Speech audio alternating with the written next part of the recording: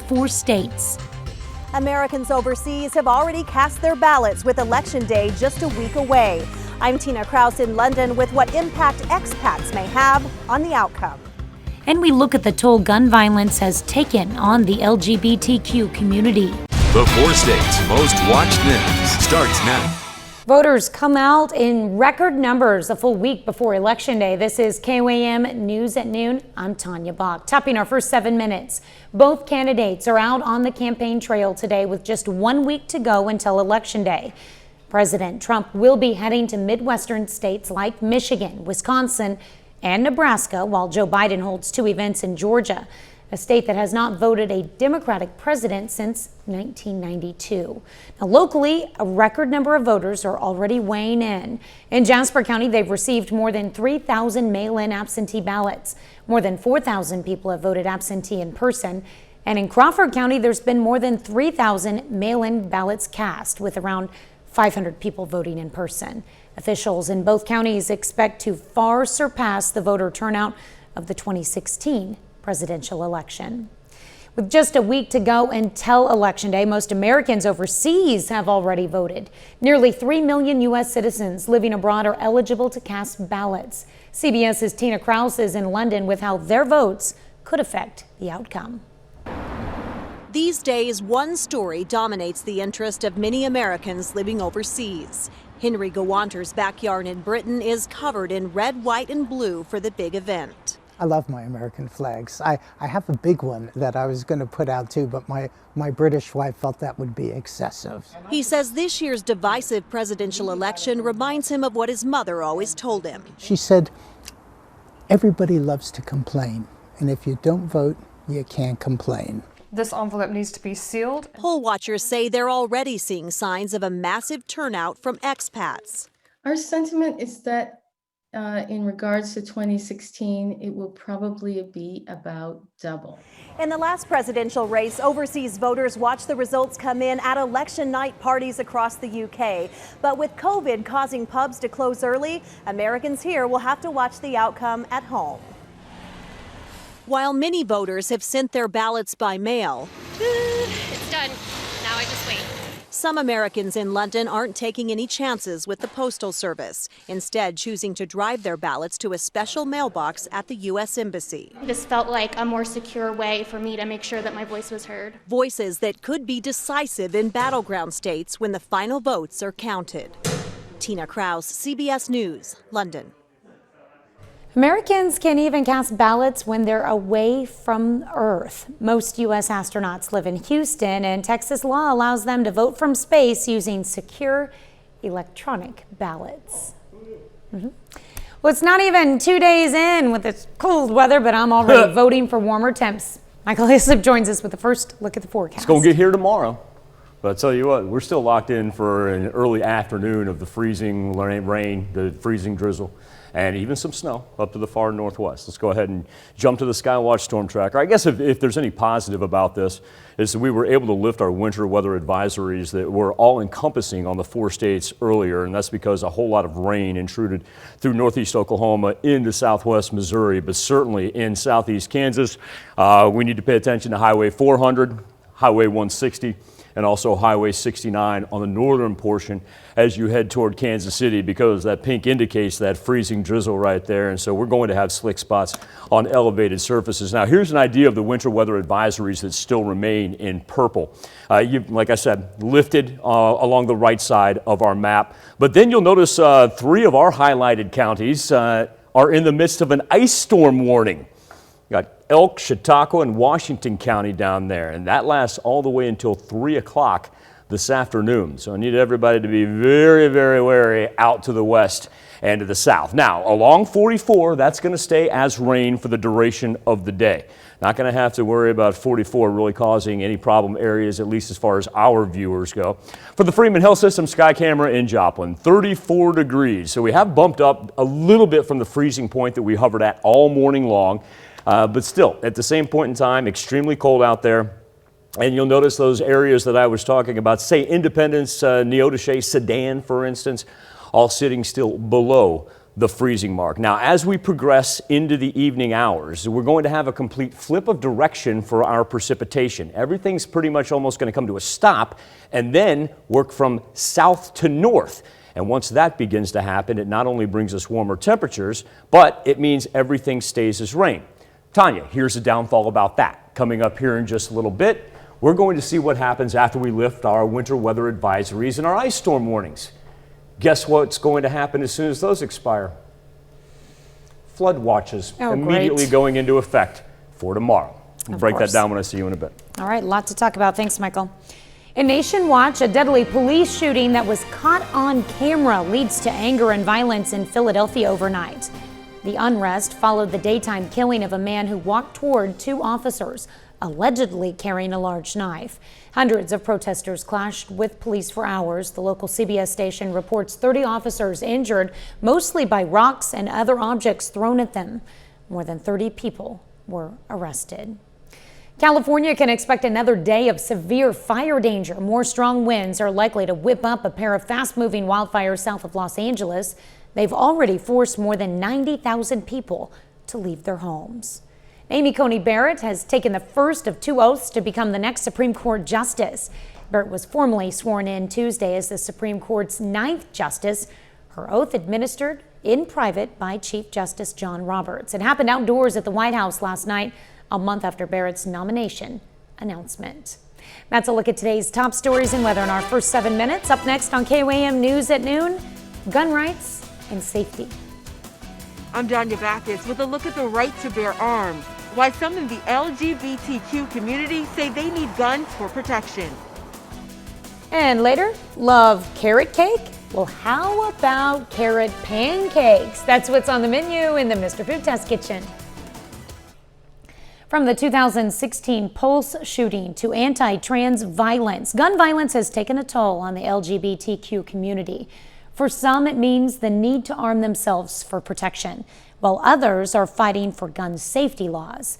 CBS News correspondent Danya Backus talks to those directly affected by the violence. Ermia Fanayan is not afraid to speak her truth. I am a proud, unapologetic, transgender woman, immigrant of color. The University of Utah student who helped organize the March for Our Lives Utah chapter never thought she'd own a gun. I actually sat as an active member on the Mayor of Salt Lake City's Gun Violence Prevention Commission. But now, she's a founding member of the Salt Lake City chapter of Pink Pistols, a national LGBTQ gun rights organization that promotes legal, responsible gun ownership for self-defense for the LGBTQ community. I want LGBTQ people to be empowered and to feel as if they have that protection if they so need it, which many of them actually do need it, to protect their lives. According to the Human Rights Campaign, at least 33 transgender or gender nonconforming people have been violently killed in 2020. The Southern Poverty Law Center says in 2019, the number of anti-LGBTQ hate groups increased by 43%. I understand that there is a feeling of fear out there. Brandon Wolf is a survivor of the 2016 Pulse nightclub shooting. He's now a gun violence prevention advocate, working to keep guns away from people who shouldn't have access. I think really what we have to ask ourselves as a society is, do we want to be in a place where we're in a perpetual arms race? While Brandon says gun safety is vital, he believes it's only part of a larger conversation about how to make communities more inclusive so that everyone can feel safe. Danya Backus, CBS News, Los Angeles. Ermia says she still supports gun violence prevention initiatives and believes all Americans should have access to protection. Still to come on the KOAM News at noon, Mr. Food. You may not go bananas, but you'll definitely go carrot crazy for the recipe we're whipping up today. But first, Michael Hayslip returns with your complete forecast.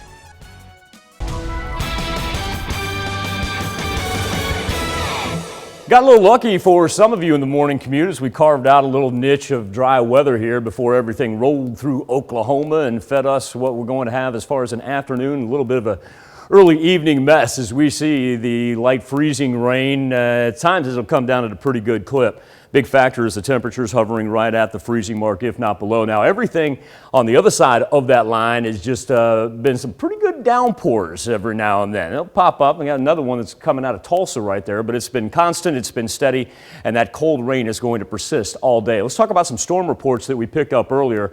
1/10 of an inch of ice accumulation down in Ottawa County, and then as we transition out to southeast Kansas, multiple storm reports, including one coming out of Altoona and Wilson County, where once again, 1/10 of an inch of ice accumulation. Now, as we kind of reset everything, and we can tell from the sweeping radar exactly where the heaviest rain is, and tell you what, we still got an afternoon to go here down to the southwest, and so that's why this winter weather advisory just keeps on getting extended. You may remember yesterday it was going to expire at 9 a.m., then it got pushed to noon.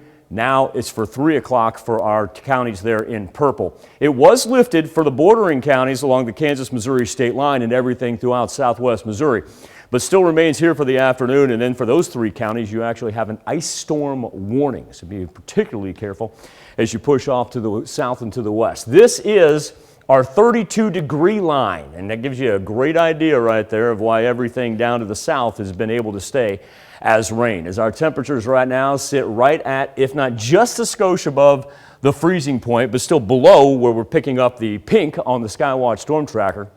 Go back to the lows that we saw in Joplin. You got to revert back all the way to March 5th and 6th. The last time that we had 2 consecutive days where lows were at or if not below the freezing point in Joplin, March 5th and 6th. And then in Chanute, April 17 and 18 of this year was the last time that we rocked back-to-back days right at or below the freezing point. As far as our wind chill numbers go, ridiculously cold for this time of October as we sit pretty much in the mid-20s. Not a whole lot of movement in the jet stream. That's why today kind of mirrors what we had yesterday as it grabs that cold Canadian air, sweeps down, has the moisture come up, and like I said, just tremendously cold coming out of Canada. Now, speaking of watches and warnings, Tropical Storm Zeta now making its way off the Yucatan Peninsula. So we've got hurricane warnings all along the coast right there. Kind of wants to make a beeline for Louisiana, and even though it's tropical storm force now, should intensify back to a Category 1, 2, and then back to a 1 as it approaches the Louisiana coast. Of course, they're coming off of 3 hurricanes that have hit similar in nature to St. Charles, Louisiana, and now we got to talk about our own precipitation accumulation, because if you go back to Sunday, we've seen 2 to 3 inches down here in southwest Missouri. We're about getting close to 1.5 inches, 2 inches up at, what are you doing over there, Madonna? Are you voguing? All right, Tanya's over here doing the Vogue, which I really wish we would have had on camera. That would have been perfect if Nathan would have caught her and popped her up. But what this means as far as our precipitation goes is we're going to have to transition from winter weather advisories. Once these expire, this right here, this turquoise, flood watches. And these are going to run all the way to Thursday. Because after our rain is able to, after our freezing rain is able to turn over to just rain, I want to show you how it almost stops in its tracks moving from the southwest.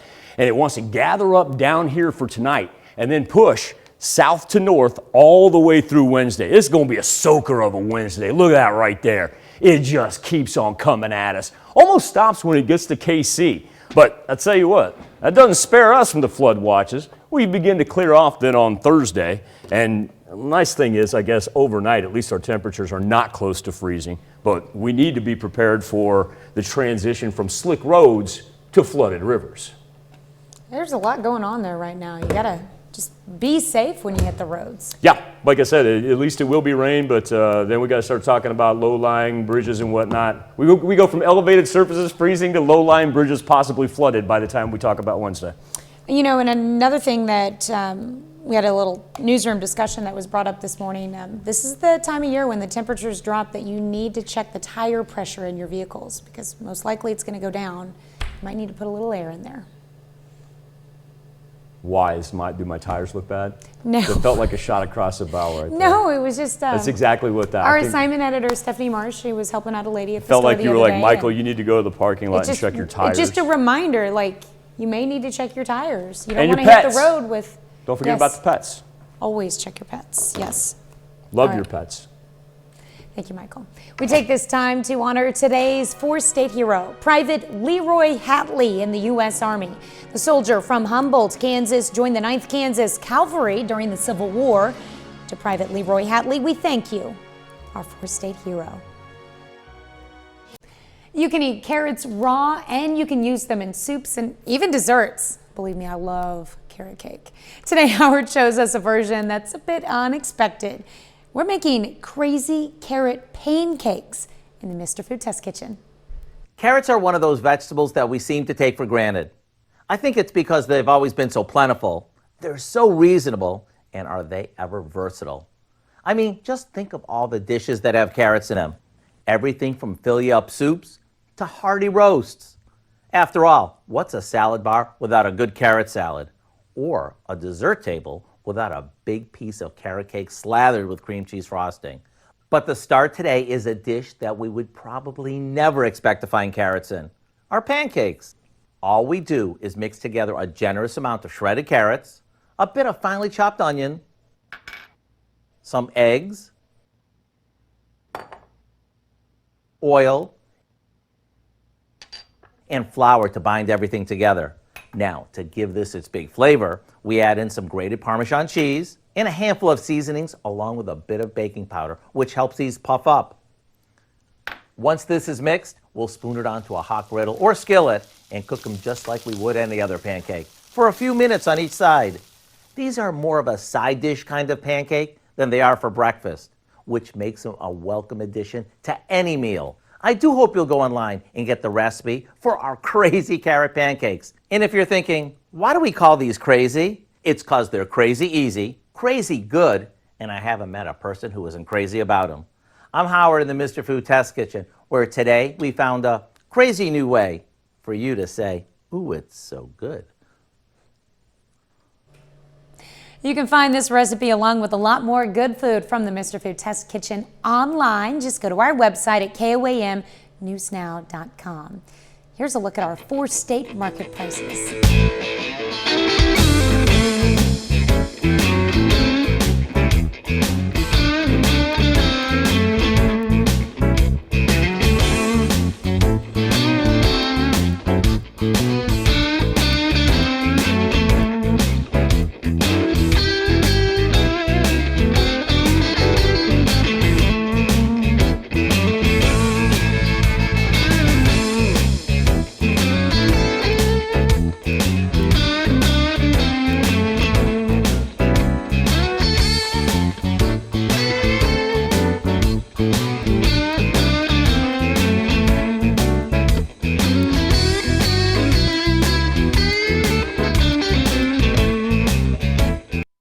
Freezing rain throughout southeast Kansas persisting for several more hours.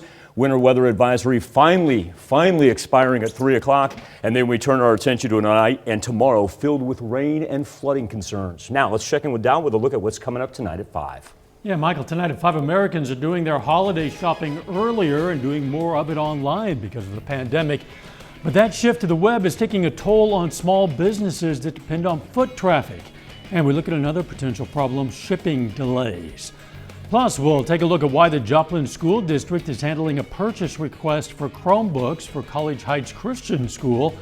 And Missouri is reimbursing the cost to become a substitute teacher as the nation tries to tackle a substitute teacher shortage. We're going to hear what local districts think of that plan. Hope you join us for those stories, a lot more. It's all coming up on KOAM News at 5.